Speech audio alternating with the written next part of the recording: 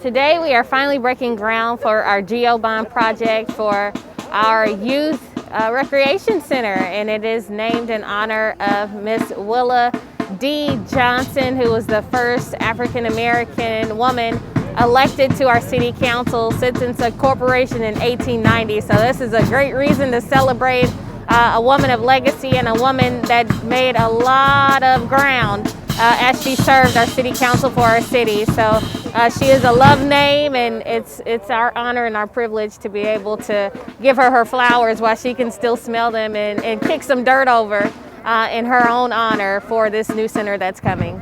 This particular center is one of the first that's going to kick off for our city. So it's immeasurable, just the things that will happen as far as bringing community together, being able to replace a center that was built in the early, like the 1920s, now for an updated, state-of-the-art center for our youth and our families just to be engaged and involved in. I mean, that in itself is phenomenal, and our city and our communities, especially in this area, are going to really receive and use all of this space. Every single ounce of this space is going to be used, so we're excited.